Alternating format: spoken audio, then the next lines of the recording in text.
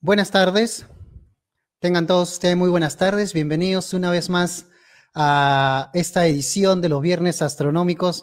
Estamos saliendo al aire a través del Facebook Live del Seminario Permanente de Astronomía y Ciencias Espaciales. Mi nombre es Víctor Vera, hace tiempo que no estaba por acá presentando algunos de nuestros ponentes, pero me tienen aquí de vuelta. Tenemos a Lisette, que dentro de unos momentos también se engancha, y tenemos en esta oportunidad ahora la gran oportunidad y el lujo de tener a una astrónoma destacada de la Universidad de Córdoba. Labora actualmente en el Observatorio Astronómico de Córdoba, en Argentina.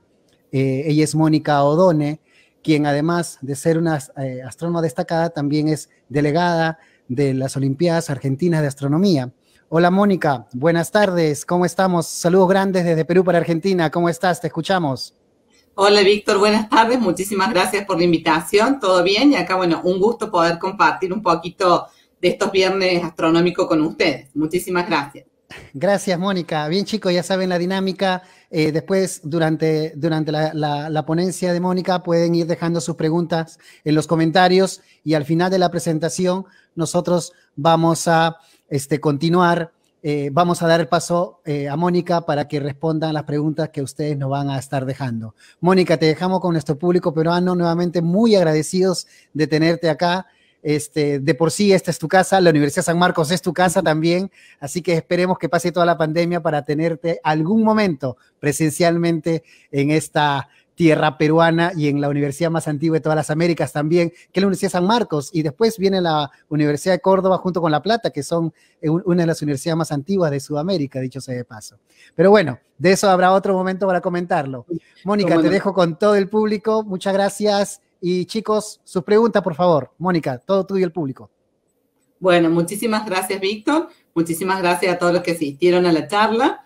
Y como el título de la charla lo dice, yo les voy a contar un poquito hoy sobre un tipo particular de estructuras denominadas burbujas.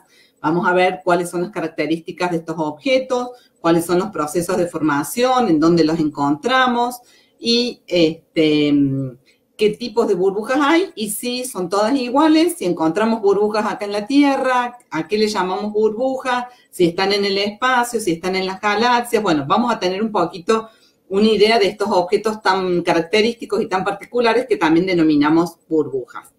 Como Víctor les dijo, yo soy astrónoma, trabajo en el Observatorio Astronómico de Córdoba, que depende de la Universidad Nacional de Córdoba, aquí en Argentina.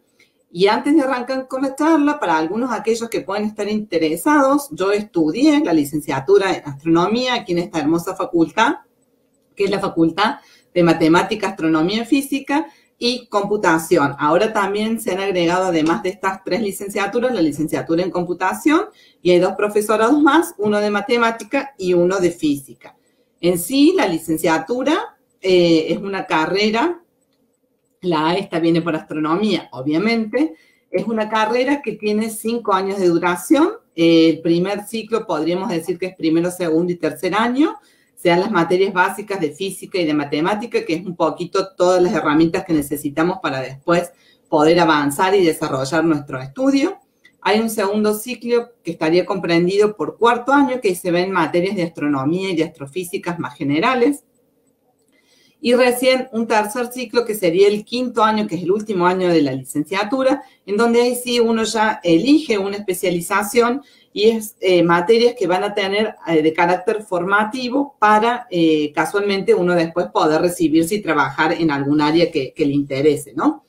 Los 3 primeros años, estos que dijimos acá de este primer ciclo, son comunes para las carreras tanto de física como de matemática y también de astronomía, sobre todo segundo y tercer año. Entonces, como ven, es una formación bastante básica y bastante general la que uno va a tener. Y ya cuarto y quinto año sí son materias más de astronomía.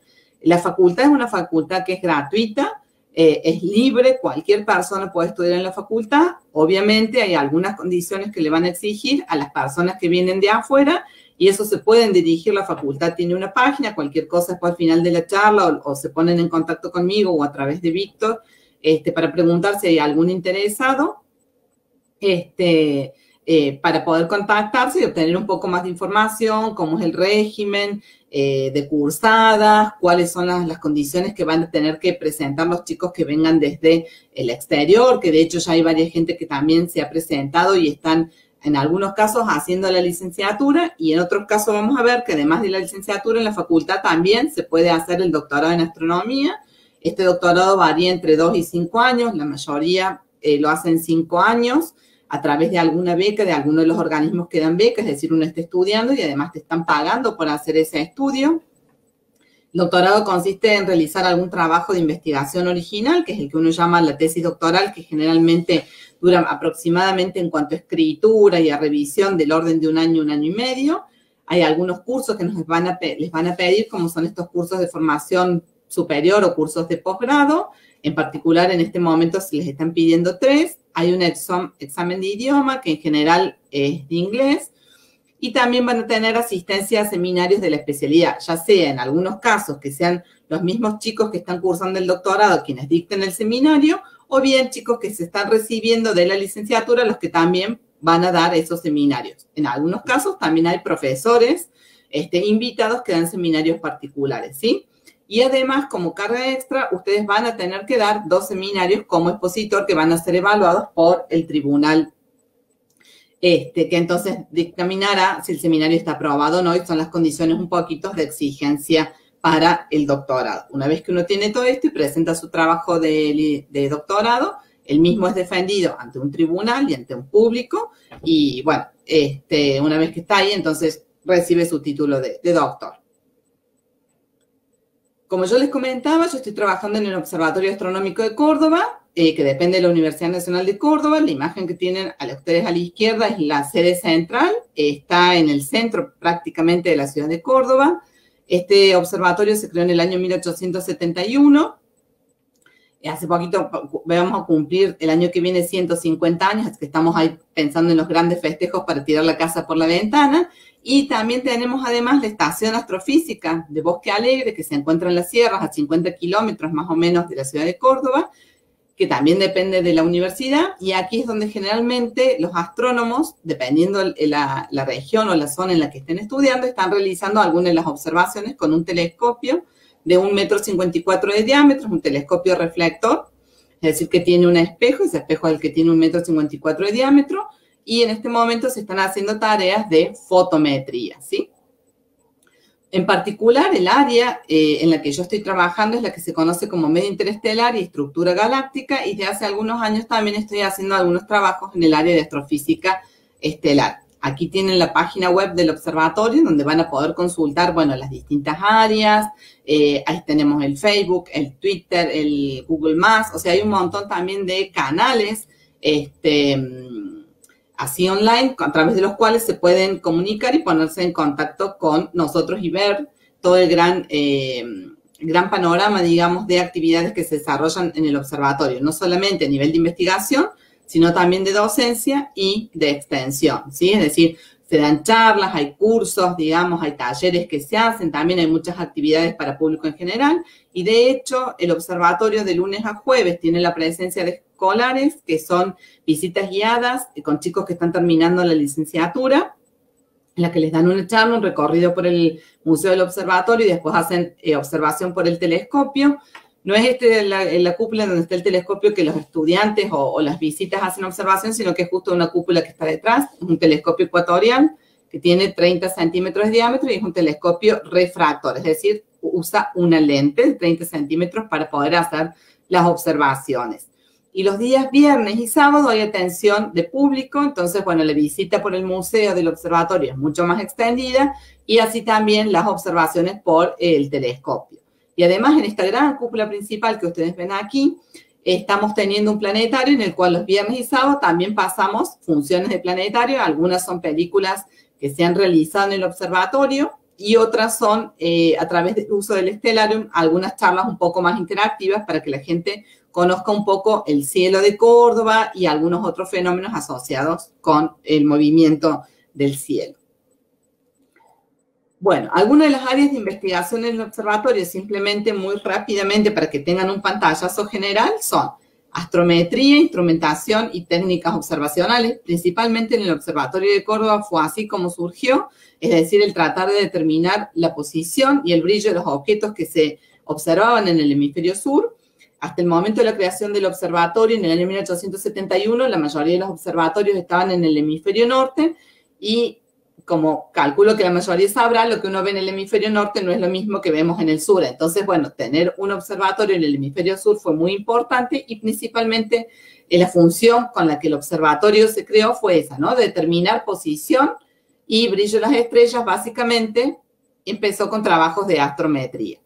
Posteriormente, a medida que el área fue incrementándose, tenemos la parte de astrofísica estelar, hay sistemas planetarios también donde está metida la parte de mecánica celeste, es decir, cuáles son las trayectorias de los planetas, ya sean dentro del sistema solar o de sistemas extrasolares, toda la dinámica que hay metida en el mismo, lo mismo que los satélites de los distintos planetas, los asteroides y cometas que podemos encontrar. Tenemos la del medio interestelar y estructura galáctica. Está astronomía extragaláctica y cosmología, ya nos estamos yendo a escalas un poquito más grandes. Finalmente hay un área nueva que es la de plasmas astrofísicos, que está más que nada relacionada con todo lo que tiene que ver con las actividades del Sol, ¿sí? Con todas las eyecciones de masa, campos magnéticos y demás. Esta es un área relativamente nueva. Y también tenemos un área muy importante que de alguna manera es la que se encarga de hacer toda la parte de divulgación, y hay un blog asociado con la misma, que es la historia, enseñanza y difusión de la astronomía.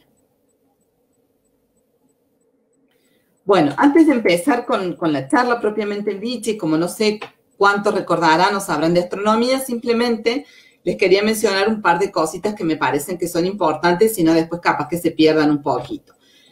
En astronomía las distancias son muy grandes y entonces nosotros usamos escalas o unidades de distancia que son un poco diferentes a las que estamos acostumbrados a usar en la vida cotidiana, que uno puede decir, bueno, es la regla con centímetros o quizás los costureros con 1 metro, o cuando uno viaja en auto empieza a hablar de cuántos kilómetros está una ciudad de otra. Como estas son distancias mucho más grandes, vamos a empezar a usar algunas otras escalas como son, por ejemplo, la unidad astronómica. Esta unidad astronómica equivale a la distancia media que hay entre la Tierra y el Sol. Esas son las siglas UA, y eso equivale aproximadamente a 140.600.000 kilómetros. ¿Cuándo utilizamos esta unidad de distancia? Bueno, en general, cuando uno está hablando de, por ejemplo, las distancias de los distintos planetas en nuestro sistema solar o de las lunas con respecto a sus respectivos planetas o los asteroides, cuando básicamente estamos hablando de componentes de un sistema solar, o bien cuando hacemos alguna descripción de los sistemas extrasolares, ya sea de los planetas o de las distancias a las que están de sus respectivas estrellas, a los tamaños, por ejemplo, ¿sí? Entonces, ahí hablamos de unidades astronómicas, o las usamos en ese caso. Cuando empezamos a hablar de las distancias entre las estrellas, o bien de los tamaños, por ejemplo, de los cúmulos de las estrellas o de algunas asociaciones, ya empezamos a cambiar un poquito la escala nuevamente y hablamos del año luz. Este año luz significa la distancia que recorre la luz en un año, moviéndose a su velocidad, que son 300.000 kilómetros por segundo. Cuando uno hace la conversión, el numerito que arroja es este 9,47 por 10 a la 12 kilómetros. Este por 10 a la 12 significa que acá deberíamos correr esta comita, 12 lugares hacia la derecha y completar con ceros hasta llegar a los 12 lugares. Es decir, nosotros empezamos a usar también la notación científica. ¿Por qué? Porque la cantidad de ceros es importante. Y entonces, si nos equivocamos en algún cero, nos comemos algún cero, las distancias cambian y con eso puede cambiar todo el panorama que tenemos, ¿sí? Entonces, en astronomía, así como en general en las otras ciencias, uno usa mucho la notación científica. Y finalmente, como las escalas son muchísimo más grandes, uno vuelve a hacer un cambio de unidades de distancia al parsec, o más precisamente a lo que uno llama el kiloparsec, que son 1000 parsecs, o a un megaparsec, que ya son 1.000.000 de parsecs, ¿sí? Y estas unidades tienen que ver más que nada cuando uno está hablando de galaxias, de distancias entre galaxias, cuando está pensando ya en grupos de galaxias, en cúmulos de galaxias, entonces ahí empezamos a hablar ya de parsec, kiloparsec y megaparsec, es decir, en las estructuras más grandes que tiene el universo. Lo otro que les quería mencionar un poquito es el tema de la luz. ¿Por qué lo de la luz?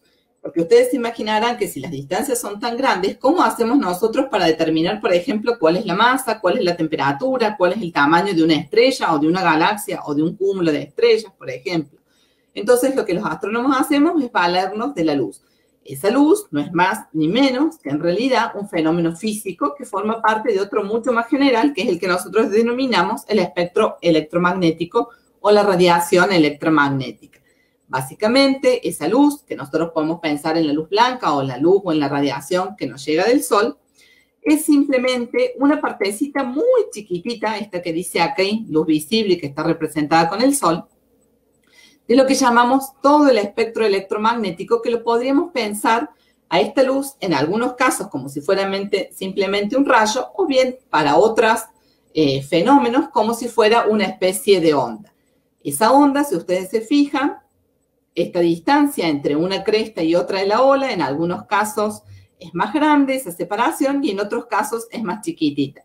Mientras más grande sea la separación entre un pico y otro de la onda o entre un valle y otro de la onda, lo que estamos diciendo es que esta onda es mucho menos energética, es decir, está asociada con temperaturas mucho más frías, mientras que por el contrario, cuando esa distancia entre pico y pico de una onda es más pequeñita, lo que estamos diciendo es que la onda es mucho más energética y generalmente está asociada con temperaturas mucho más altas, ¿sí? Como pueden ser, para hacer alguna analogía con el tema de las centrales nucleares que están emitiendo en lo que podríamos pensar en algunos casos, radiación en rayos X o rayos gamma, y cuando nos vamos al otro extremo, que podrían ser las antenas o las ondas de radio, que son mucho más frías. Si es emisión de radiación, muchísimo más fría. Entonces, ¿esto por qué lo menciono? Porque generalmente nuestro ojo está adaptado a todo lo que tiene que ver esta región muy chiquitita del espectro, que es lo que llamamos la luz visible o la zona óptica del espectro electromagnético. Como ustedes pueden ver aquí, el espectro electromagnético está compuesto, podríamos decir que de un montón de otros colores o de otros rangos en longitudes de onda o en funciones de temperatura, si se quiere, o de frecuencias, que el ojo no es capaz de detectar. Y para eso sí necesitamos detectores especiales. Y vamos a ver qué es lo que va a pasar en algunos casos con algunas de estas regiones del espectro, ¿sí? Entonces, la luz blanca está compuesta por esta radiación que viene de alguna manera discriminada en todos estos, de alguna forma, podríamos decir, colores distintos. Bueno, la atmósfera, nosotros vivimos en la Tierra, gracias a Dios, tenemos una atmósfera que nos protege de esta radiación ultravioleta, pero para los fines astronómicos, la atmósfera de la Tierra en algunos casos resulta ser un poquito molesta. ¿Por qué? Porque se encarga de absorber radiación que viene del espacio, ¿sí? En algunas longitudes o en algunas regiones espectrales. Y eso hace que entonces nosotros, los telescopios desde Tierra, no nos sirvan tanto y necesitamos poner telescopios que estén, o sondas que estén afuera de la atmósfera terrestre. Entonces, lo que estamos graficando aquí en este dibujito es, por ejemplo, cómo es la opacidad de la atmósfera frente a algunas longitudes de onda. Entonces, en lo que sale a los rayos X y al ultravioleta es completamente opaca, mientras que en la región del visible uno puede observar tranquilamente, lo mismo que en la zona de radio. En alguna región del infrarrojo la atmósfera es transparente y en otras zonas no. Necesitamos colocar algún instrumento afuera de la atmósfera para poder observar radiación que venga precisamente en la zona del infrarrojo. Y entonces, otra cosa que uno puede observar del dibujo es que mientras más altos estén los telescopios, mejor es, porque menor es la cantidad de atmósfera que vamos a tener por encima de alguna manera de nuestras cabezas, menor va a ser la absorción de la luz que va a sufrir y entonces vamos a ver objetos mucho más nítidos, ¿sí? Con una información mucho menos deteriorada. Bueno, y ahora sí, entrando un poquito al tema de las burbujas, vamos a ver qué es lo que son estas burbujas que yo les comentaba en el espacio, qué características tienen. Y yo en particular me voy a centrar más que nada, primero en hacer una comparación entre algunas de las nubes de Magallanes y finalmente centrarme en estas estructuras que son las que yo he estado estudiando para mi trabajo de doctorado. Bueno, ¿qué entendemos por burbujas? Yo estoy segura que si yo a ustedes les pregunto, a ver, díganme, ¿qué piensan o qué se les viene a la cabeza cuando pensamos en burbujas? Y dependiendo de las vivencias de cada uno, las opciones van a ser muy numerosas y está bien, cada uno tiene un concepto a lo mejor de una burbuja. En algunos casos pueden ser como pequeñas pelotitas o bolas, digamos, de las aguas que han quedado en suspensión después de una lluvia, en este caso que están aquí como adheridas a una planta, o bien podrían ser burbujas que están en suspensión en el aire después que la lluvia pasó, estas gotitas que vemos en suspensión quizás. En algunos casos podemos tener burbujas de agua o bien burbujas de aire, y estas burbujas nuevamente de aire pueden ser aire que ha quedado atrapado en algún líquido y que por algún motivo después esa burbujita tiende, ¿sí?, a subir hacia la superficie del líquido en la que está. Básicamente, también podríamos llegar a pensar en algunos casos, y quizás más para los chicos, en burbujas de colores. Y estas burbujas de colores no son nada más ni nada menos que bien o pompas de jabón o aceite que ha quedado en suspensión sobre el pavimento. Estas, fíjense en que las pompas también de jabón que sirven para los chicos muchas veces también son atractivas para los grandes, hay muchos espectáculos que se hacen con esas. Y básicamente estas estructuras lo que son, tienen una superficie bastante definida y muy delgadita y un interior que es prácticamente hueco, ¿no? Y en el caso de las pompas estas de jabón, esa superficie, digamos, tan delgada, dependiendo del ángulo con el que uno lo puede ver, reflejan o podemos llegar a observar colores diferentes. Y esa, digamos, alguien podrá preguntar, ¿pero por qué la veo de distintos colores?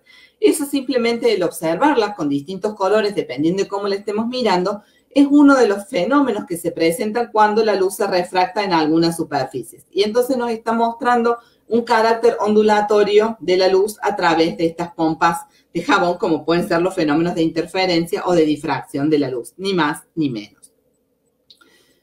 Buscando en internet también un poquito, hay algunas cosas novedosas. Por ejemplo, hay casas que se llaman burbujas, y es esta que estamos viendo acá. Esta casa está en Francia y hoy en día está declarada como un monumento histórico por el Ministerio de Cultura de Francia. Tiene su origen en el arquitecto Alti Louvain, quien fue el que la diseñó. Y esta casa es muy notoria no solamente por estas estructuras de burbujas que ustedes pueden ver aquí en el exterior de la casa, sino también por este diseño tan novedoso en forma como de burbujas o estas estructuras tipo media esféricas en el interior de la misma.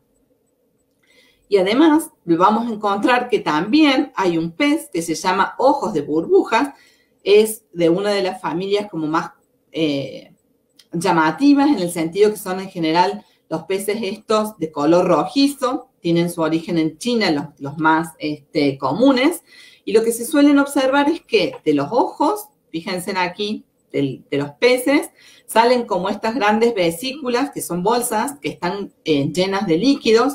En algunos casos pueden tener tamaños de los centímetros, van de 10 hasta 20 centímetros, dependiendo también el tamaño del pez. Y como ven, en general, entonces son estructuras que dan esa sensación como de una burbuja, ¿no? Por eso se llama así pez ojos de burbuja. Bueno, estas son como un poquito las distintas variedades de burbujas que podemos encontrar en la Tierra. Pero fíjense en que todas, independientemente en dónde las encontremos, tienen como una misma característica, ¿no?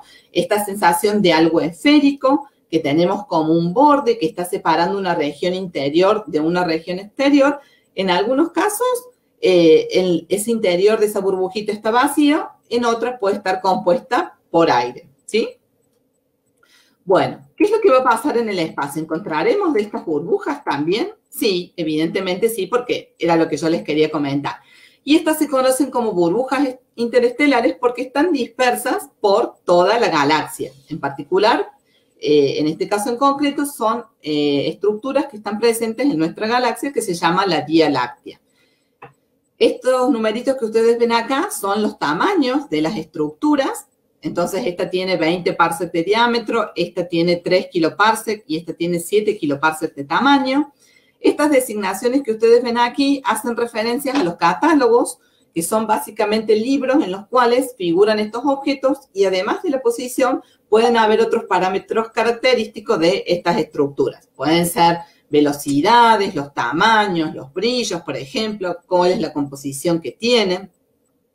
Y entonces, como pueden ver de nuevo, estamos haciendo lo mismo, ¿no? Estas burbujas tienen estructura bastante esférica En algunos casos tenemos un borde que está separando una región exterior de un interior. En algunos casos ese borde no es tan continuo, sino que puede tener estar abierto en algunas regiones. Y en algunos casos da más esa sensación de un interior vacío, aunque en el mismo muchas veces podemos llegar a encontrar estrellas como en este que estamos viendo aquí. Y en algunos otros casos sí es simplemente gas que está en expansión. De esto voy a hablar un poquito más adelante. Bueno, ¿cuál es la formación de estas cáscaras? Como yo les decía que en general, vamos a poner un poquito de la parte de astronomía, ¿no? En general hay modelos que pueden explicar estas estructuras y básicamente lo que dicen es que las estrellitas que están en el interior de estas estructuras lo que hacen es soplar esta materia que las está rodeando y por eso entonces se ven vacías de materia, de estructura, y esa materia que es soplada se amontona o se apila formando el borde de esta cascarita.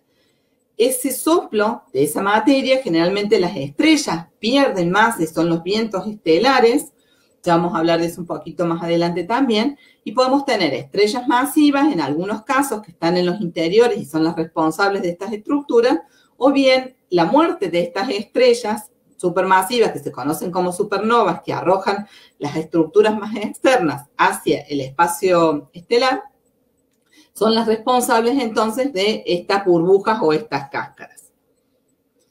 Bueno, básicamente en una escala muy, muy chiquitita, la teoría nos dice que en realidad lo que uno tiene es una estrellita que está rodeada por un gas neutro. Esas estrellas son muy calientes y lo que hacen es que esa radiación va a ionizar ese gas que está neutro y entonces lo que se empieza a formar es, tenemos la estrella, una región de gas ionizado, una región intermedia de gas neutro y después tenemos el gas neutro.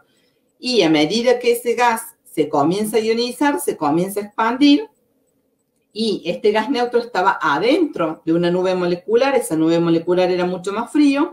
Cuando se comienza a expandir, va a llegar un momento en que va a estar casi topando el borde de esta nube molecular y como hay un contraste, podríamos decir, en densidad entre el interior y el exterior, eso hace que esa nube molecular se rompa y pasa lo mismo que cuando uno destapa, por ejemplo, una botella de sidra, ¿no? Ese efecto así como que sale la presión liberada y eso es lo que uno se conoce como ese efecto champán. Entonces, eso es un poquito lo que está esquematizado aquí. En el interior tenemos la estrellita, la región de hidrógeno ionizado que está representada como región H2, es la nomenclatura que uno utiliza, y una nube molecular. Cuando esa región H2 está prácticamente en el borde, como hay un contraste de densidad, se rompe y entonces esa radiación, esa región ionizada se abre y puede salir al exterior de la misma manera. Bueno, para sorpresa nuestra, grata o no tan grata, el sistema solar pertenece a lo que nosotros llamamos una burbuja local. Aquí estaría el Sol y aquí está una de las estrellas que seguramente para los más aficionados es conocida como la Beta del Cal Mayor. Todo esto forma la burbuja local y tiene como una especie de forma de reloj de arena. Estas burbujas están, como yo les comentaba, distribuidas en distintas regiones en nuestra galaxia y muy cerquita de nuestra burbuja local hay otra burbuja que se llama Loop 1, que contiene Antares, que es la que se conoce como el alfa, la estrellita alfa del Escorpión, ¿sí? Entonces, como vamos a ver, en nuestra galaxia tenemos de estas estructuras y aquí es un esquema que se ha representado en nuestra galaxia, la Vía Láctea. Tenemos el centro, una barra que está atravesando el centro, brazos que están saliendo de los extremos de la barra, y es decir que nuestra galaxia es lo que se conoce como una galaxia espiral de tipo barrada.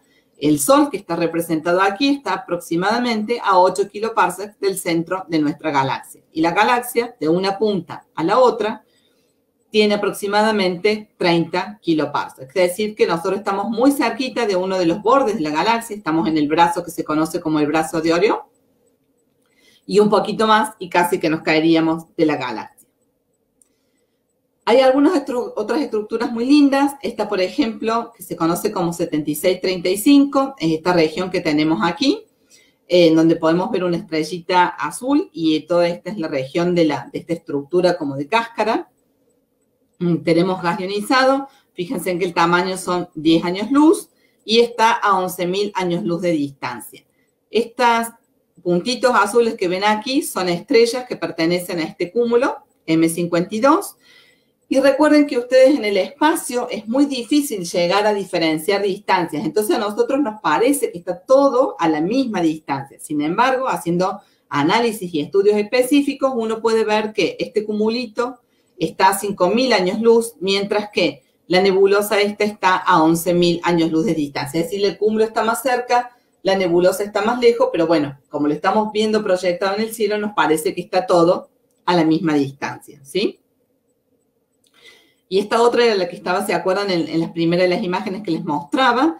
Esta imagen fue tomada con el telescopio espacial el Spitzer en la región del infrarrojo. Y lo que podemos ver es formación estelar, tanto dentro de la burbuja. Aquí hay dos cumulitos, este es uno y este es otro. Y en el borde de la burbuja, estas estrellitas en amarillo pertenecen a esta región del borde de la burbuja, que también son estrellas relativamente jóvenes.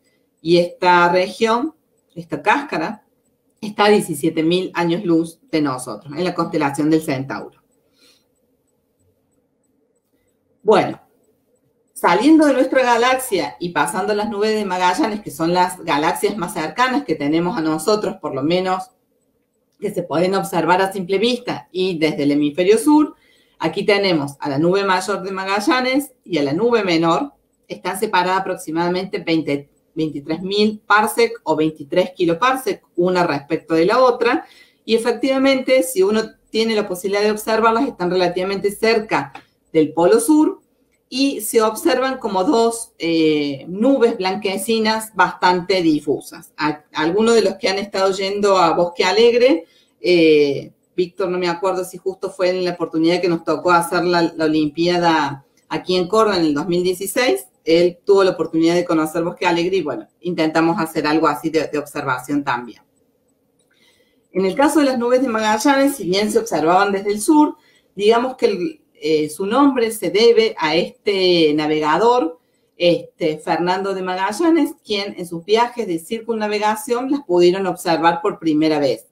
Ellos detectaron como unas nubes que estaban muy altas, bastante brillantes, y pensaron que eran simplemente nubes, digamos, como las que se forman comúnmente aquí, ¿no es cierto?, en nuestra atmósfera. Pero con el correr de los días, estas nubecitas persistían, seguían estando en la misma posición respecto a las estrellas de fondo, y entonces ahí ellos se dieron cuenta de que debían ser algún objeto astronómico, aunque todavía no les sabían bien qué tipo de objeto eran, porque recuerden que esto fue más o menos para el año 1519, cuando él empieza a observar o a circunnavegar, digamos, esta parte del sur de la Tierra, y entonces todavía en esa época todo lo que se estaba observando en el cielo se pensaban que eran objetos de nuestra galaxia. Bueno, en realidad, mucho más adelante, recién con Hubble en 1920, vimos que las nubes de Magallanes no pertenecían a nuestra galaxia porque estaban muy lejos, ¿no? Hasta ese momento tampoco incluso el tamaño de nuestra galaxia se conocía con precisión, entonces, bueno, se asumía que todo era nuestra galaxia y después con los estudios posteriores se vio que eso no fue así. En el caso de la nube menor de Magallanes, esta que tenemos aquí está el cúmulo globular 47 Tucán, que es un cúmulo de nuestra galaxia, de la Vía Láctea. Todas estas que tenemos aquí son estrellitas de nuestra galaxia, pero recuerden que por proyección las estamos viendo justo en la dirección en la que tenemos la nube menor. Este cumulito de aquí sí es un cúmulo que pertenece a la nube menor. Aquí tenemos una región como podríamos diferenciar de una barra. Estas zonas en las que están con este color rosadito son regiones en las cuales se están formando estrellas. Y este tipo de galaxias, tanto la nube menor como la mayor, son galaxias que se llaman de tipo irregulares. Y la formación de las estrellas se produce sobre toda la superficie de la galaxia. En el caso de nuestra galaxia, la Vía Láctea, como es una galaxia espiral, esa formación de estrellas se produce únicamente en la región en donde están los brazos espirales, porque es la zona en la que hay mayor concentración de gas y de polvo. En el caso de las nubes de Magallanes, esta concentración de gas y de polvo está repartida sobre toda la superficie de la galaxia, así que la formación se da en toda su superficie. No hay un lugar preferencial en donde podamos obtener o donde podamos ver esta formación de estrellas. Y si se fijan, para ubicarla en el cielo, Aquí está representado 47 Tucán, esta es la nube menor de Magallanes, y esta es la región que se conoce como Tucán, ¿sí? Entonces, en esta región es donde vamos a poder observar a la nube menor de Magallanes. Fíjense que la distancia de la nube es de 65 kiloparsec y podríamos pensarla como si fuera aproximadamente 10 veces la luna llena. Este es uno de las burbujas que se conocen como NGC 602. Fíjense que en realidad esta es una burbuja, se ve parte de la estructura del borde y en el interior de la misma, estas estrellas que están acá pertenecen a un cúmulo abierto que tiene 5 millones de años, es decir, que es un cúmulo relativamente joven. Mientras que, por el contrario, esta otra cáscara o esta otra burbuja corresponde a un remanente de supernova. Esta imagen que estamos viendo aquí es una imagen en rayos X y es por eso que como en rayos X, si ustedes se acuerdan, las temperaturas son muy, muy altas, son de millones de grados, no podemos ver, parece como que estamos viendo una imagen medio borrosa, ¿no? Pero eso es debido a la temperatura tan alta que hay ahí y a que el gas, las partículas en el gas se están moviendo a velocidades muy altas, entonces eso hace que lo veamos de esta forma más difusa, si quiere. Y la edad en este caso son de 10.000 años, es que se ha producido esta explosión de esta supernova y es un gas o una región en la que está rica en neón y en oxígeno. Y nuevamente, RCN es remanente de supernova de las siglas en inglés y estos dos numeritos corresponden a una de las coordenadas en posición y el siguiente corresponde a la otra coordenada en posición.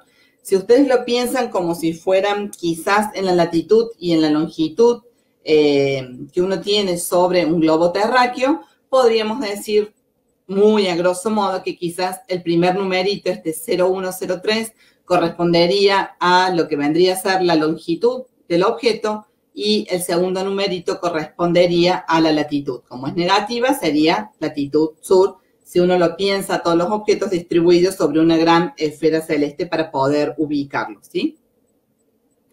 Y en este otro caso, este es otro remanente de supernova, esta es una composición de imágenes en distintas longitudes, en distintos colores. Fíjense en que la que está representada en azul es tomado con un telescopio que se llama Chandra en la región de rayos X. La región que vemos aquí en verde corresponde a una imagen obtenida con el telescopio espacial, es decir, estamos haciendo en el óptico, mientras que esta en rojo que tenemos aquí es una composición de la zona de radio, mucho menos caliente, ¿sí? Y esta es una composición entonces de las tres imágenes. Los colores básicamente resaltan eso, ¿no? Que uno tiene gas a distintas temperaturas y muchas veces también a distintas composiciones químicas, las que están presentes en cada una de ellas.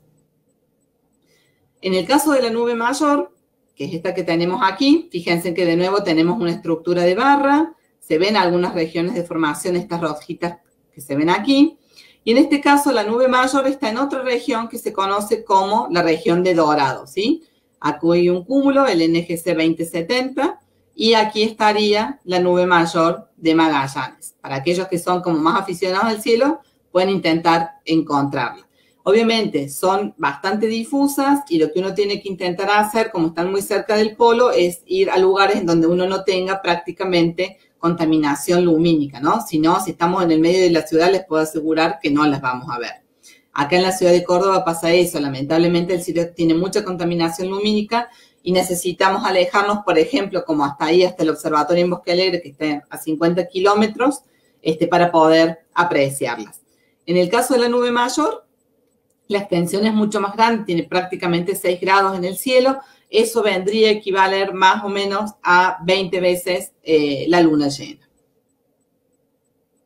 Y aquí también vamos a encontrar algunos objetos. Esta se conoce con el nombre de geoda celeste.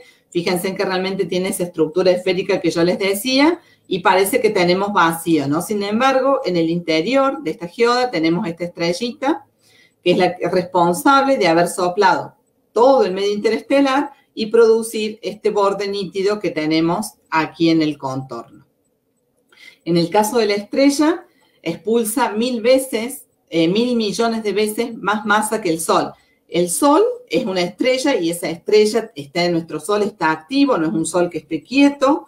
tiene pérdidas de masa. Estas pérdidas de masa son las que se conocen con el nombre del viento solar. Ese viento solar interactúa con los campos magnéticos de la Tierra y lo que los pueden apreciar más a esa interacción son la gente que está viviendo en el Polo Norte y también en el Polo Sur, pero hay mucha menos gente viviendo ahí. Entonces, en el caso del Polo Norte, la interacción del viento solar con el campo magnético de la Tierra es el que produce las auroras boreales, ¿sí? Y entonces, nuestro Sol, con esto les quiero decir que también está perdiendo masa, pero a una tasa muy, muy pequeñita. Fíjense en que, en cambio, esta estrella son 100 millones de veces, pierde más masa que la que pierde el Sol.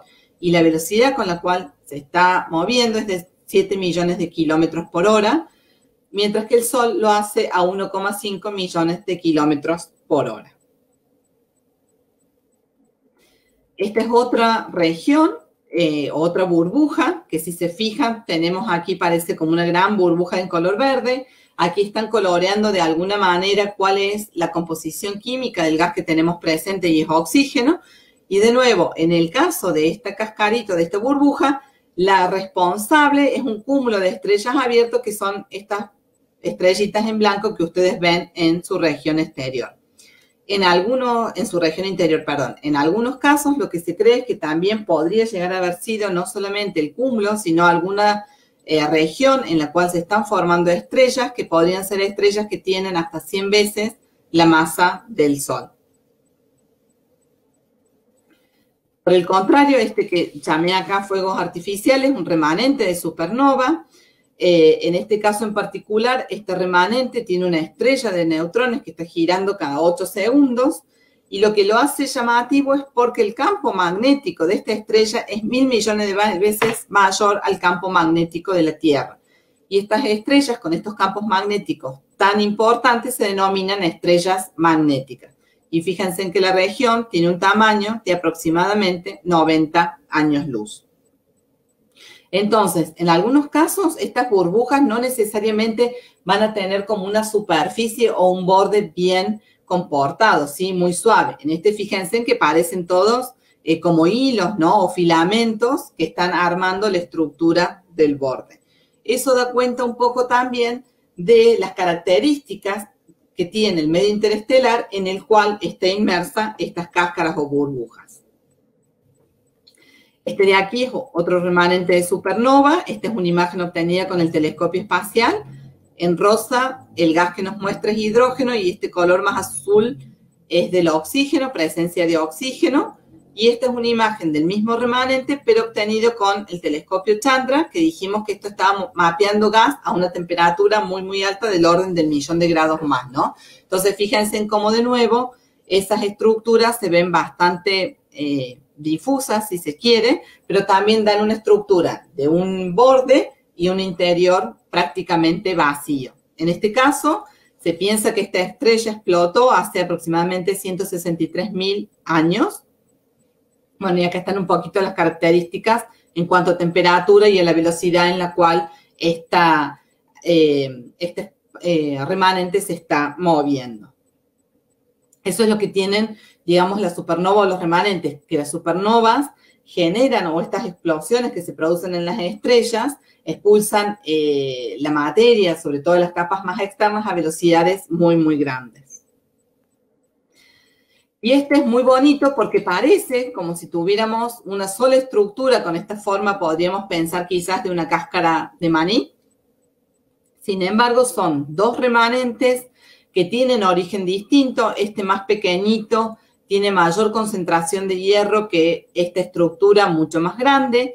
Y eso hace que la explicación de la formación sea un poquito distinta. En el caso de este más pequeñito, lo que se cree es que fue debido a una explosión de una supernova que se llama de tipo 1A, en el cual lo que hacemos es que una estrellita, tenemos un sistema binario, en el cual tenemos dos estrellas. Una de esas estrellas es una enana blanca y otra es una estrella, puede ser una estrella gigante en algunos casos, u otro tipo de estrella.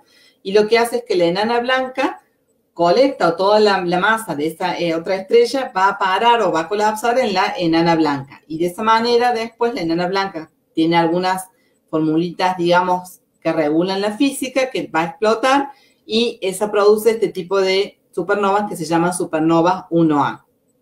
Y esto ha explotado hacia el orden de 1 billón de años.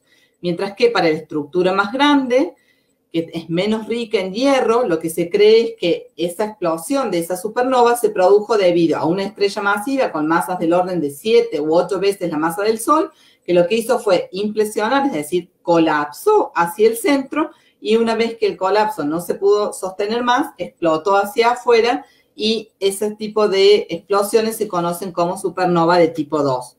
Y esta se ha producido hace aproximadamente 1 millón de años. Es por eso que cuando se estudiaron en más detalle estos dos complejos, como esto fue de 1 millón de años y esto es de 1 billón de años, es decir, de 1000 millones de años, al tener un origen tan distinto, es imposible que se hayan formado en el mismo lugar y que tengan la misma estructura. Simplemente por un efecto de proyección parecerían que están cerca, pero tienen orígenes también distintos, ¿sí? Bueno, ¿y qué pasa con el gas que nosotros llamamos ionizado en la nube mayor de Magallanes? Y eso tiene que ver un poquito con las estructuras que yo he estado estudiando y en mi trabajo de doctorado. Estas regiones, aquí hay más o menos del orden de 9 de estas cáscaras que ahora se van a llamar supergigantes porque las escalas son muy grandes. Aquí tenemos una, aquí hay otra cáscara. Fíjense que aquí no se alcanzan a ver bien y en algunos casos estas cáscaras están abiertas. Pueden ser porque se han roto y están en proceso de liberación también de material. Como son estructuras muy grandes, ya los orígenes empiezan a ser un poquito de esas cáscaras más chiquititas que yo les mencioné al comienzo, que se sabía bien cuál era su origen, ¿sí? Aquí tenemos la región de la Barra y estas estructuras en más rosas son entonces de nuevo regiones en donde tenemos formación de estrellas. Fíjense que esta formación se produce sobre toda la superficie de la galaxia, ¿sí? Bueno, aquí simplemente para que vean tamaños de estas cáscaras supergigantes, van de 700, 900 a 1000 parsec, frente a las que decíamos antes que tenían tamaños de 3 parsec, 10 parsec, 20 parsec. Estas realmente tienen dimensiones muchísimo más grandes, ¿sí? Y en particular, yo lo que estudié fue una región que se conoce como la supercáscara 9, que es esta región que está aquí, y está compuesta por cáscaras más pequeñitas, estas que se llaman DEM 28, 221, y aquí hay 3 complejos, y esta designación de DEM hace referencia al catálogo, o a las personas que en realidad se dedicaron a estudiarlas y a mapear toda la nube mayor, tanto de la nube mayor de Magallanes como la nube menor de Magallanes. Entonces, son las iniciales de David, Elliot y Merbu, que son los 3 autores que hicieron este catálogo y que las mencionaron por primera vez. Yo las estudié con un telescopio reflector que tiene 36 centímetros de diámetro. El telescopio estaba en Chile. Yo no pude acceder en ese momento a las observaciones, sino que yo analicé observaciones que fueron tomadas por otras personas. Muchas veces los astrónomos hacemos eso, trabajamos en colaboración con gente de distintos países porque las investigaciones son muy costosas, el hecho mismo de poner los telescopios, eso también demanda un esfuerzo muy grande y muchas veces uno no tiene el poder adquisitivo como para poder poner telescopios que sean muy precisos y de la envergadura que se requieren para las investigaciones, ¿sí? Entonces, generalmente, los astrónomos y la mayor parte de los científicos suelen trabajar en colaboración con otros científicos, no solamente del mismo país, sino también de países, por ejemplo, en este caso, estas observaciones eran hechas con gente de Francia. Bueno, y aquí están un poquito más en detalle los complejos analizados.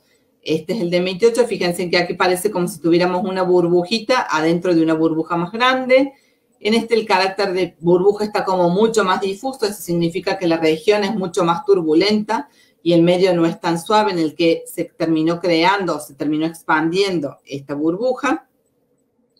Y finalmente tenemos estas otras 3, fíjense que esta es una cáscara que está abierta en esta región. Aquí se alcanza a ver como mayor la concentración y esta parecería haber algún trazo de unión entre estos complejos del norte y este complejo del sur, ¿no? O sea que realmente el borde es bastante ilimitado.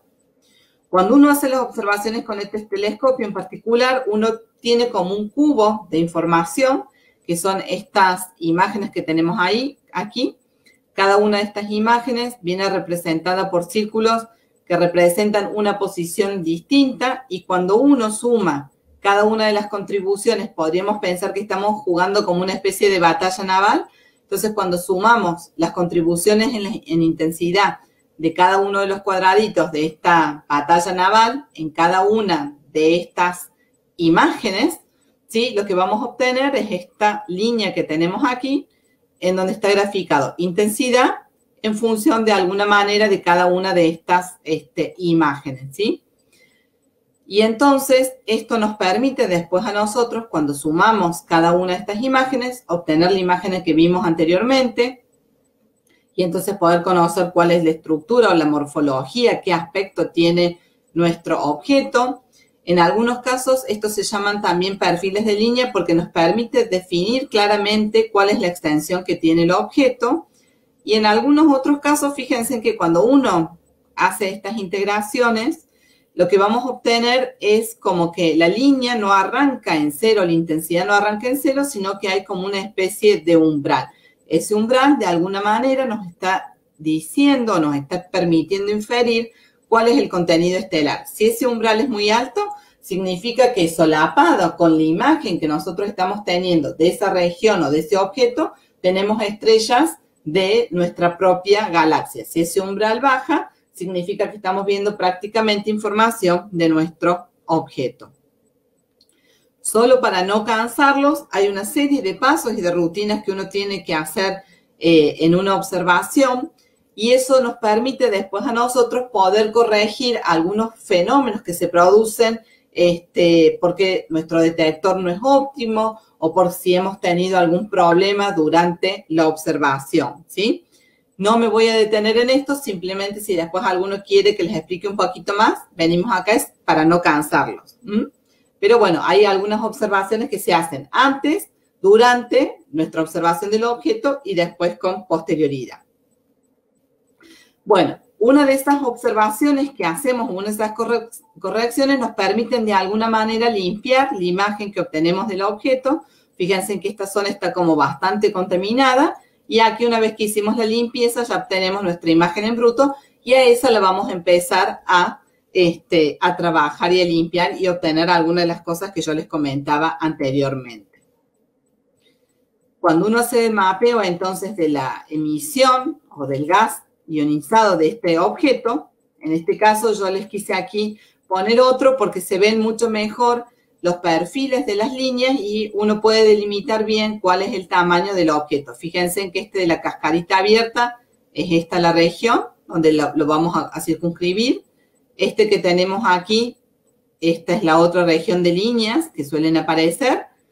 Y fíjense que en esta, que los bordes no están muy claros, sí, las dos regiones principales, tanto del norte como del sur, aquí en este diagrama se pueden observar perfectamente, ¿no? La del norte y la del sur. Y después uno haciendo un análisis un poquito más detallado puede ver cuál es el borde en la región como más norte y en la región sur que conecta una región con otra. Esto de nuevo simplemente para que vean en este caso esta subestructura de la burbuja, este borde más como débil, aquí parecería que está y acá hay como el borde más externo de la burbuja y de nuevo la zona más oscura representa donde tenemos más emisión, entonces esos perfiles o esas regiones de líneas van a ser mucho más altas y van a estar mucho más definidos. En algunos casos con esas observaciones que yo les decía uno también puede determinar como superpuesto a la observación de nuestro objeto tenemos el cielo, necesitamos después decontaminar nuestra imagen para saber realmente cuál es emisión que viene del objeto y cuál es emisión que viene del cielo. Entonces hacemos una integración del cielo y podemos después decontaminarlo y obtener nuestra observación o nuestro perfil de línea de nuestro objeto. Y de alguna manera esto permite determinar no solamente la altura, sino también la velocidad con la cual se está moviendo nuestra burbuja. Esta es la otra que parecía como más caótica. De nuevo, fíjense en que esta estructura es mucho más marcada aquí. La contribución del cielo ahora es distinta porque tenemos mucho más intensidad del objeto, pero podemos hacer lo mismo, restar al objeto la contribución del cielo y quedarnos simplemente después para nuestro análisis solo con la emisión del objeto. de nuevo, no sé por qué quedaron mezcladas, pero bueno. Y lo otro que les quería mostrar es que también uno puede ir como mapeando o registrando el comportamiento del gas en los bordes. Fíjense que acá las líneas son como distintas, en algunas son más altas, son más anchas. Aquí está indicada la velocidad y este C tiene que ver un poquito con el ancho de las líneas que están involucradas, ¿sí? Y eso después permite inferir algunos otros parámetros a la hora de las cuentas físicas. Entonces, fíjense que también van cambiando, ¿no? Y esto, bueno, es un análisis muy detallado que uno hace de todos los bordes, de todo el interior. Fíjense en cómo aquí, en las regiones interiores, ya la intensidad de la línea no es tan alta y ahora tenemos muchas otras más componentes de gas que está contribuyendo a esa región. En algunos casos puede ser cielo y en otros gas que simplemente nos está indicando que se está moviendo de una región a otra.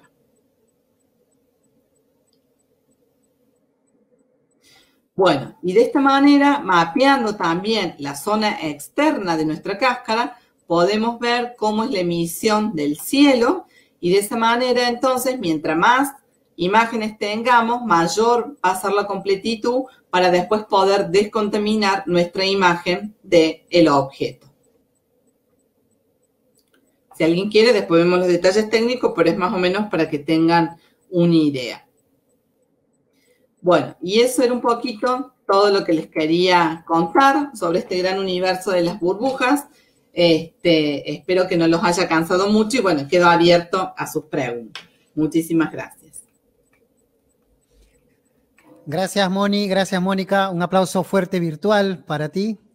Muy buena presentación. Muy buena presentación. Muchas gracias por la magnífica explicación que nos ha dado sobre las burbujas en el universo. Bueno. Tenemos algunas preguntas de la gente que nos sigue a través de las redes. A ver, un segundito si me permiten para sacar las preguntas. Sí, aquí está una. Nos pregunta Isabel Bartlett. Buenas tardes, buena charla. ¿Se sabe o se conoce alguna implicación para la vida de estas burbujas? Uy, nos entramos al campo de la astrobiología.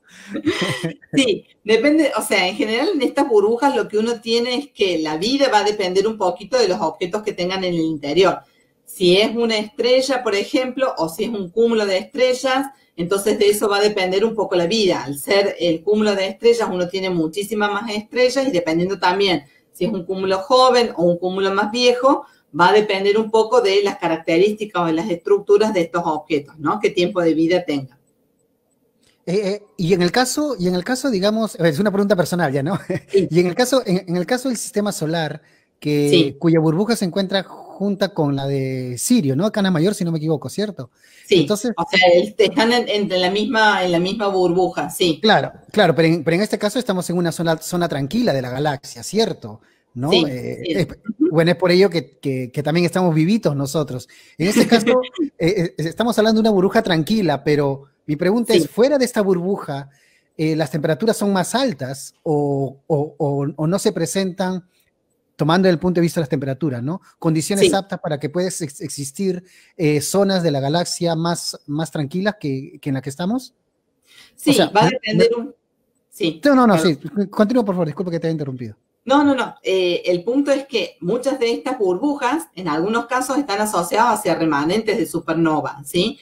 Claro. Ese remanente tiene esta estructura de burbuja. Entonces, en el interior, obviamente, una estrella supermasiva, o bien puede haber sido en el caso de un sistema binario, que explotó. Entonces, obviamente, toda esa región o toda esa expansión, cuando la estrella explota, ¿no? Uno dice explota, en realidad arroja hacia el espacio las capas más externas, dependiendo de qué tan violento ha sido o no, eso hace que esa expansión sea muy violenta y entonces arrasa con todo, obviamente. A medida que va pasando el tiempo, eso se va disminuyendo en velocidad y ya después a una determinada distancia, ya ves que pasa un tiempo, eso se vuelve mucho más tranquilo ese medio, ¿no? Claro. Pero en el caso de nosotros nos encontramos en una burbuja tranquila, entonces, ¿no? Sí, en una burbuja, sí, claro. Sí. A comparación de otras burbujas, ¿no? Bien, gracias, Moni. Disculpa. Bueno, y disculpa que estaba interrumpido con una pregunta mía, pero el interés me salió. No hay problema, Víctor. Nos vamos con otra pregunta que... Muchas gracias, Isabela. Nos vamos con otra pregunta de Leia Ana Paula. ¿Qué más se puede analizar de una nebulosa? ¿Para qué sirve estudiar nebulosas? Bueno, hay algunas nebulosas que, como yo les decía, están relacionadas. Hay nebulosas, hay de muchos tipos también. Hay algunas que están asociadas con, por ejemplo, que se llaman nebulosas oscuras, que tienen que ver con los sitios en los cuales se están formando las estrellas. Son nebulosas en donde hay mucha densidad de gas, mejor dicho, de polvo. Es una zona de gas donde el gas está a una temperatura muy, muy fría. Y esas regiones solamente se puede acceder a través del infrarrojo, ¿sí? Porque el polvo al ser tan denso, absorbe la radiación de la estrella y no nos deja a nosotros poder observarla. Sin embargo, a través del infrarrojo, uno puede ver y puede estudiar cuáles son las características, los tamaños de las regiones en las cuales se están formando estrellas. Entonces, sirven para eso. En algunos otros casos, uno puede ver o analizar estas nebulosas, que son los extremos, digamos, de la vida de las estrellas. Generalmente cuando las estrellas explotan, como en las estrellas se producen los elementos químicos más pesados, entonces, dependiendo de esta muerte, lo que uno va a ver es que el medio se ve enriquecido por los materiales o los elementos químicos más pesados. Entonces, estrellas que se formen en el medio interestelar se van a haber formado en un medio que está mucho más enriquecido que no, por ejemplo, en una primera generación de estrellas en donde no teníamos ese medio enriquecido, ¿sí? Donde solamente teníamos hidrógeno, por ejemplo. Entonces, bueno, sirve también en el caso de las galaxias como para mapear un poco las regiones en donde se están formando las estrellas, en donde están muriendo, en ver un poco cuál es la dinámica de las galaxias, cómo se mueven, cuáles son las estructuras, cuál es la región que está rodeando a esa nebulosa, si el gas es uniforme o no en cuanto a densidad, ¿sí? Entonces eso hace que también la forma de la nebulosa sea o más esférica o ya deja de ser esférica y tiene estos comportamientos un poco también más extraños, ¿no? Como puede ser, no sé, algo más elípticos o esas otras que vimos del remanente de supernova que parecían esos fuegos artificiales con filamentos mucho más intrincados. Bien, muchas gracias, Leia. Nuestra siguiente pregunta nos viene de Aldair Portal Rivera. ¿Se podría simular cómo será la forma de una burbuja por medio de programación? Sí, yo no me dedico a eso, pero sí hay gente que, digamos, hace más la parte como teórica o de simulación y hace precisamente en sus programas de computación, simulan cuáles pudieron ser las condiciones iniciales para poder reproducir, después que pasó un determinado tiempo, la estructura que uno está observando. Y de esa manera, entonces, podés jugar con los parámetros en cuanto a la edad, a la distribución, por ejemplo, si la estrella estaba justo en el centro de la nube o no, cómo era el medio que estaba rodeando a esa nebulosa original, por ejemplo. Sí, eso se puede hacer. De hecho, hay gente que se dedica a eso, hace modelos para tratar de reproducir las estructuras que se están observando. ¿Y en Córdoba hacen ese tipo de simulaciones? ¿Ustedes tienen ese tipo de simulaciones en lugar o utilizan supercomputadoras de otros lugares? Sí, o sea, no hay un grupo que se esté dedicando a hacer simulación de la forma de la burbuja. Lo que yo hice más que nada es decir, bueno, vi la burbuja, analicé principalmente el gas y a partir del gas dije, bueno, ¿cuáles podrían ser las hipótesis para que tenga esta estructura? Podría ser que tenga un cúmulo, entonces analicé si adentro de la burbuja había un cúmulo de estrellas, si había una asociación, si podría ser originada por un remanente de supernova, por ejemplo. Pero hay gente, por ejemplo, en Francia, que sí que se están dedicando a hacer programación y observar, digamos, cuál es el mecanismo, digamos, por el que se forma la burbuja, ¿no? Bien, muchas gracias. Muchas gracias, Aldair. Si nos permites un par de preguntas más, Mónica, esperemos que no te quitemos tu tiempo. No, por favor, al contrario. Nos pregunta Álvaro Guabán Macha. Muchas gracias, Mónica, excelente presentación. Una consulta, ¿estas burbujas también nos ayudan como referencia para medir distancias a otros objetos astronómicos? En realidad no, porque en general cuando uno está buscando poder determinar distancias en astronomía, uno necesita que esas candelas de alguna manera o esos objetos que van a marcar los hitos para después poder construir nuestra escala de distancia se puedan reproducir igualmente. Entonces, estas burbujas, como tienen características tan disímiles, no sirven para poder establecer alguna escala de distancia confiable, ¿sí? ¿Cómo serían? Perdón que interrumpa. No sé, algunos objetos que sí se usan, por ejemplo, como referencia de escala de distancia, podrían ser estrellas cefeidas, en las que uno sabe cuál es la variación del brillo en función del periodo, y de alguna manera entonces ahí sí uno puede determinar cuál es la distancia a la que están ese objeto en el cual encontraron una estrella cefeida, por ejemplo, ¿sí? Claro. O sea, para calibrar otro tipo de objetos, ¿no? Claro. Otro tipo de objetos de indicadores de distancia, claro. Sí, y a irse cada vez a distancias más largas, uno siempre usa cosas de referencia o objetos de referencia y calibradores, pero en este caso las burbujas no servirían para eso. Claro. Bien. Muchas gracias, Mónica, y muchas gracias, Álvaro. Mónica, la siguiente pregunta no está mucho relacionada con el tema, pero sin embargo, tal vez es una opinión que en los últimos tiempos se le está dando a los astrónomos, y creo que es válida cualquier opinión. Y la pregunta que viene es la siguiente, ¿no? Que viene de Rodrigo Abarca. Buenas noches. Mi consulta es acerca de su opinión sobre los satélites Starlink por SpaceX. Bueno, en vista que tú eres observacional, ¿no? Viene la pregunta, ¿no? ¿Perjudican de manera notoria en la observación de objetos estelares? Sí, en el sentido que yo digo, lo que uno puede ver es que también la Tierra está rodeada de un montón de satélites, ¿no? Entonces, si esto sigue creciendo con el tiempo, sí, va a terminar perjudicando seriamente la observación, a menos que uno pueda poner por lo menos la observación desde Tierra, ¿no? A menos que uno pueda poner algún telescopio fuera de la atmósfera terrestre, que entonces en ese caso no perjudicaría. Claro, pero en ese caso es más costoso, ¿no? Más costoso sí, que tener un obviamente es más costoso. Y ahora sí perjudican, pero bueno, depende un poco también cuánto sea la polución que tengamos de estos satélites, ¿no? Claro, claro.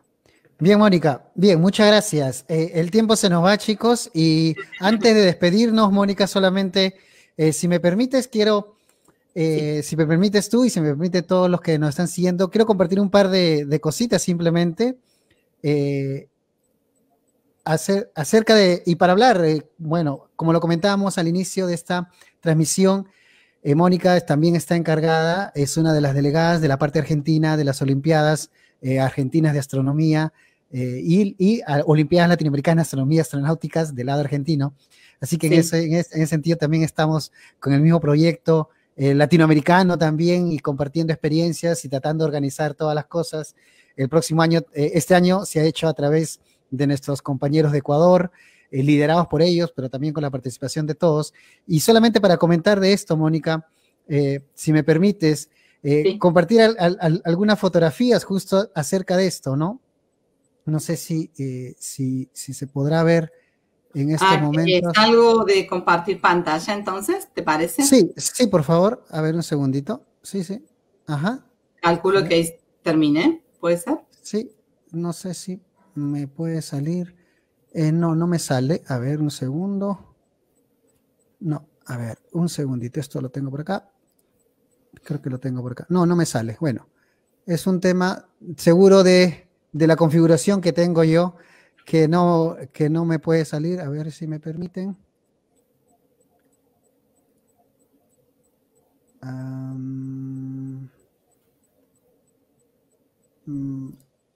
A ver, ¿Quieres mandarme alguna imagen y que la muestre? No es necesario, sino no creo que sea necesario. Bueno, pero con Víctor, ya que estamos, de paso decimos que las Olimpiadas Latinoamericanas este año, la entrega, la premiación fue el lunes, así que también tuvimos 2 semanas arduas. Sí, es cierto.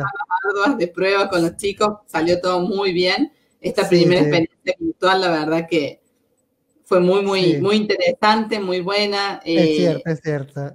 Hubo prácticamente muy poquito, yo diría que ningún escollo en cuanto a que no hubo nadie que se le cayó la transmisión y la conexión a internet, salió prácticamente todo sobre ruedas, ¿no? Sí, la verdad que estuvo súper interesante, ¿no? Y aparte fue todo un reto, ¿cierto? Sí. Estar, tener, digamos, todo el camino encima, teniendo la pandemia encima, intentando coordinar con ustedes, con todos los colegas de Latinoamérica, ¿no? Bien, ya pude solucionar, Mónica, y justo quería mostrarle en este momento lo que le estoy mostrando, ¿no? Sí, justo acá tenemos la parte argentina, junto con Martín, ¿no? Junto con Martín Leiva de Argentina, representando a nuestros compatriotas latinoamericanos argentinos en esta ola, las Olimpiadas Latinoamericanas Virtuales.